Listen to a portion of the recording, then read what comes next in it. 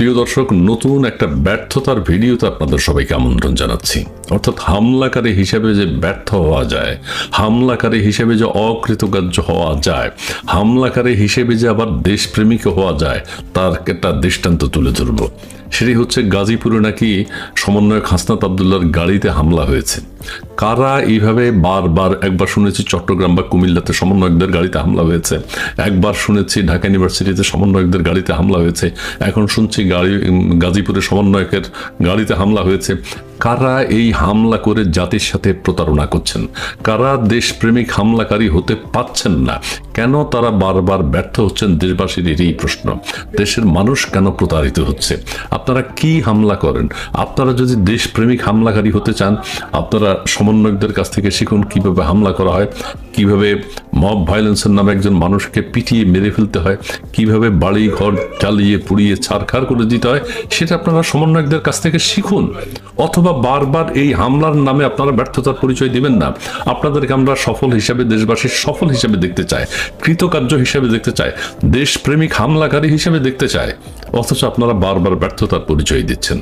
এটা যদি সমন্বয়কদের ইন্টারনাল গেম হয়, তারা বারবার আলোচনায় কিভাবে আসবেন, মানুষের সিম্প্যাথি কিভাবে গ্রো করবেন, সেটা যদি হয় তাহলে ঠিক আছে।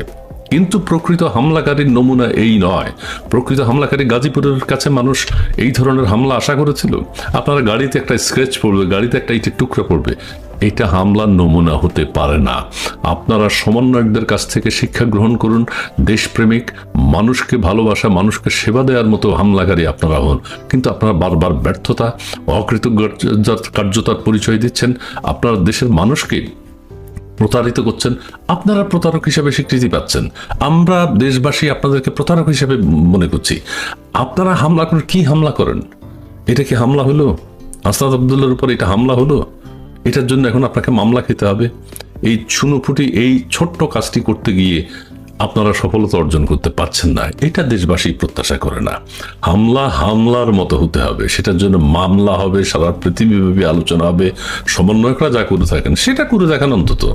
কিন্তু আপনারা সেটা করতে পারছেন না। আপনারা কি করছেন? ওই সমন্বয়কদেরকে নতুন নতুন গাড়ি কেনার সুযোগ করে দিচ্ছেন, সমন্বয়কদেরকে আলোচনা নিয়ে আসার সুযোগ করে দিচ্ছেন, সমন্বয়কদের প্রতি মানুষের সিম্প্যাথি বাড়িয়ে দিচ্ছেন। আহারে, সমন্বয়করা আক্রান্ত হচ্ছে, সমন্বয়কদেরকে গাড়িতে হামলা হচ্ছে, বাড়িতে হামলা হচ্ছে। এটা ঠিক না। এই হামলা কোনো হামলা নয়। এটা হচ্ছে আদর যত্ন করা। এটা আপনারা তাদেরকে আদর করলেন, যত্ন করলেন, দেশের মানুষকে খেপিয়ে তুললেন। আপনাদের প্রতি হামলাকারী, অর্থাৎ আপনি হামলাকারী হিসেবে দেশের মানুষের ক্ষোভের শিকার হচ্ছেন আপনি।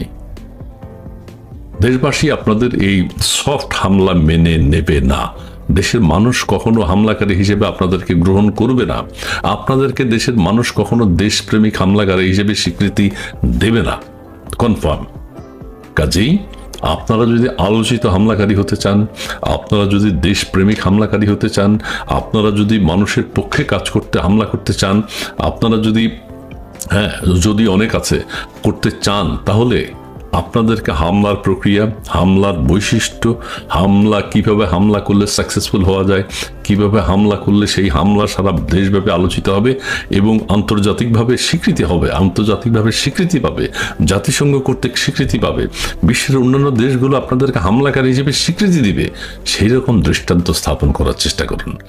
না হলে এইভাবে হামলা করে কোনো দিনও আলোচনায় আসা যাবে না।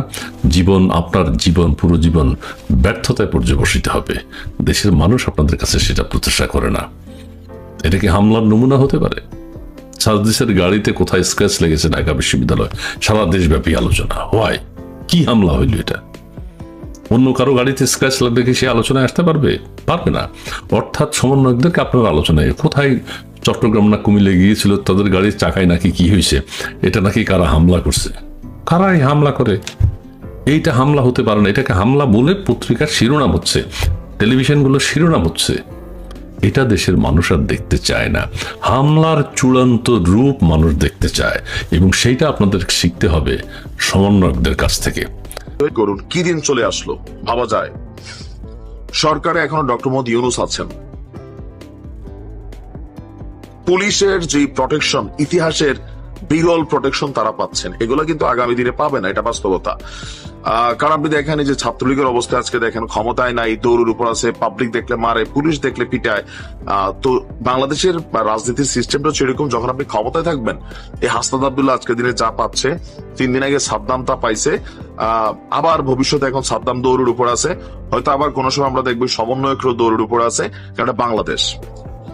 তবে এখানে সবচেয়ে গুরুত্বপূর্ণ যে জিনিসটা হচ্ছে, যে কোনো একটা দুর্ঘটনা ঘটে গেলে এর দায়ভার আওয়ামী লীগের উপর দিয়ে যাবে। হাসনাতের এই মাইরের পরে, মানে মাইন না, তার হামলার পরে আবার হয়তো আওয়ামী লীগের বিরুদ্ধে একটা আওয়াজ উঠবে। গতকালকেই তারা ঘোষণা দিয়েছিল আওয়ামী লীগকে নিষিদ্ধ করার, যুবলীগ সহ বাকি যারা আছেন। হাসনাত আব্দুল্লাহর উপরে গাজীপুরে হামলা হয়েছে, নির্দ্বিধায় নিশ্চিতভাবে বলা যেতে পারে ভয়ঙ্কর এক রক্তপাতের দিকে এগোচ্ছে দেশ। কারা সেই রক্তপাতের ঘটনা সৃষ্টি করছে, রক্তাক্ত আর একটা অধ্যায়ের জন্য কারা দায়ী, সেগুলো নিয়ে অবশ্যই বিশ্লেষণ করা যেতে পারে। আপনারা নিশ্চয়ই এর মধ্যে শুনেছেন জাতীয় নাগরিক পার্টি এনসিপির অন্যতম শীর্ষ নেতা হাসনাত আব্দুল্লাহর উপরে গাজীপুরে হামলা হয়েছে। তার গাড়ি বহরে 10 থেকে 12টি মোটরসাইকেলে এসে হামলা চালায়। তিনিও খানিকটা আহত হয়েছেন এবং হামলা করার পরপরও যখন গাড়ি দ্রুত বেগে যাচ্ছিল, তার পিছন পিছন একদল দুর্বৃত্ত তাড়া করে, এটা সেখানকার প্রত্যক্ষদর্শীরা জানিয়েছেন। এবং এই ঘটনার পরপরই তার যারা সহযোদ্ধা আব্দুল হান্নান মাসুদ কিংবা সার্জিস আলমরা ফেসবুকে রীতিমতো উত্তেজনাকর পোস্ট দিয়েছেন, তারা সেখানে রুখে দাঁড়ানোর কথা বলেছেন এবং তাদেরকে এ কথাও বলতে শোনা গেছে অনেকের মুখে যে আজ রাতের মধ্যেই এই হামলাকারীদের না ধরা হলে গাজীপুর অচল করে দেওয়া হবে। এখন বিষয় হচ্ছে যে এই হামলাটি আসলে করলো কারা? যেই করুক অবশ্যই আমরা নিন্দা জানাই। আমরা এই ধরনের রাজনীতি চাইনি অন্তত 5 আগস্টের পরে, অথবা 5 আগস্টের পরে যারা গণঅভ্যুত্থানে অংশ নিয়েছিলেন সাধারণ মানুষ থেকে আর যারা ছিলেন তারা কেউ এটি চায়নি। তাহলে এই পরিবেশের সৃষ্টি করছে কারা? হাসনাত আব্দুল্লাহ কিংবা সার্জিস আলমরা এর আগেও কয়েক দফায় হামলার শিকার হয়েছেন। সেক্ষেত্রে কেউ কেউ বলার চেষ্টা করেছেন যে এগুলো নাটক, সাজানো নাটক।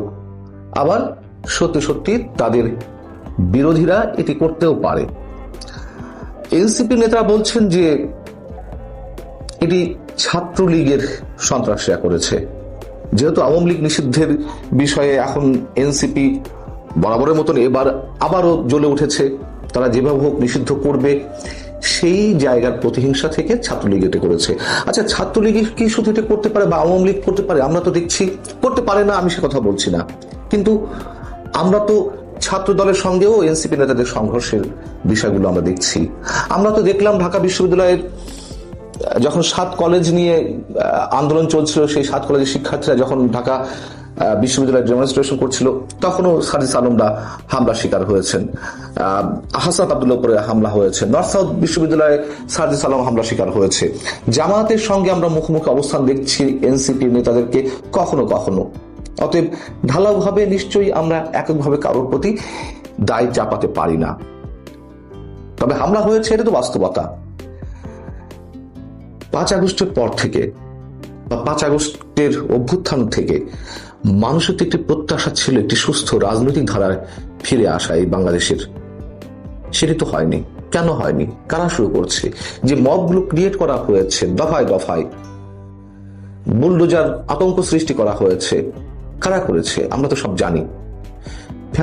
ফ্যাসিবাদ বলে দিনের পর দিন যে উত্তেজনা সৃষ্টি করা হচ্ছে, প্রতিহিংসার রাজনীতি ভয়ঙ্কর আকারে সৃষ্টি হয়েছে। আওয়ামী লীগ তো প্রতিহিংসার রাজনীতি করেছিল, এটা তো সত্য কথা, কিন্তু তারপর তো মানুষ আর এটি চায়নি। সেই জায়গা থেকে প্রতিহিংসার রাজনীতি আরো বেশি চরমভাবে বাংলাদেশে জেগে বসেছে। আওয়ামী লীগকে নিষিদ্ধ করতে হবে। আওয়ামী লীগকে নিষিদ্ধ করা কিংবা আওয়ামী লীগ বিরোধিতাই এখন জাতীয় নাগরিক পার্টির একমাত্র পুঁজি। তাদের সামনে অন্য কোনো লক্ষ্য বা আদর্শ নিয়ে এটা স্পষ্ট হয়ে বলতে চাই। এই যে আওয়ামী লীগকে নিষিদ্ধ করতে হবে তা নিয়ে যেমন একটা উত্তেজনা কাজ করে, আমি সে কথা বাদ দিলাম। নির্বাচন প্রলম্বিত করার জন্য সরকারের পক্ষ থেকে এবং সরকারের কিংস পার্টি, এটা তো এখন ওপেন সিক্রেট, এটা নতুন করে কিছু বলার নাই। এই যে ছাত্র সমন্বয়কদের দল, তারা যে টালবাহানা শুরু করেছে,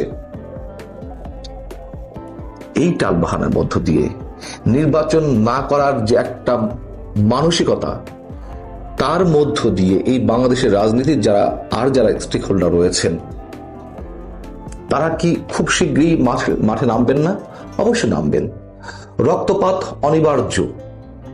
সেই রক্তপাতে আরো কতশো মানুষ বা কজন মানুষের প্রাণহানি ঘটে আমরা জানি না। তবে এ কথা তো সত্য যে অনেক আগে থেকেই আমরা আশঙ্কা করে আসছি, নির্বাচন কবে হবে না হবে সেটি ঠিক ঠাউর করে বলতে না পারলেও ভয়ঙ্কর একটা ব্লাডশেডের দিকে বাংলাদেশ এগিয়ে যাচ্ছে।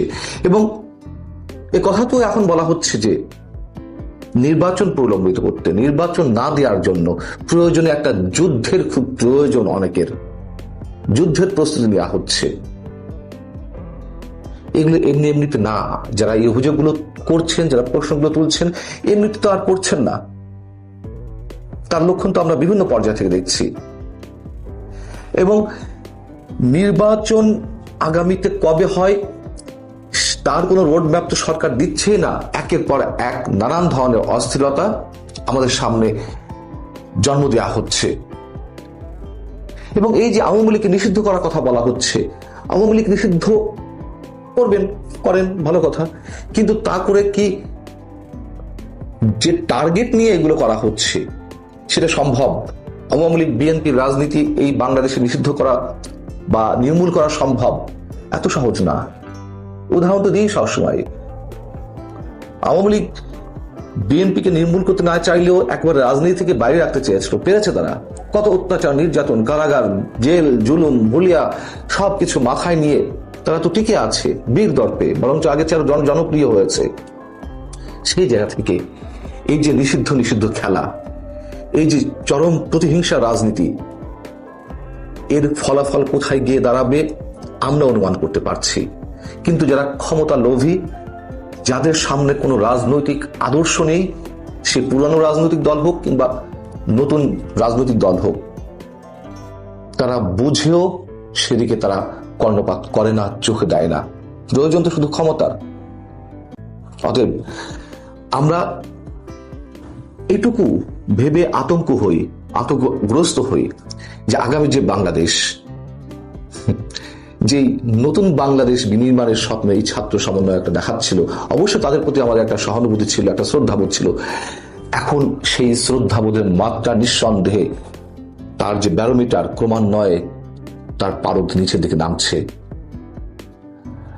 আজকে হাসনাত আব্দুল্লাহদের রক্তক্ষরণ হয়েছে, অনেকেই উত্তেজিত। যখন মব ক্রিয়েট করে আওয়ামী লীগের অসংখ্য নেতা কর্মীদের উপর হামলা চালানো হচ্ছে, রক্তাক্ত করা হচ্ছে, বাড়িঘর জ্বালিয়ে দেওয়া হচ্ছে, তাদের কি অবস্থা? বলবেন ফ্যাসিবাদের পক্ষ নিচ্ছি না।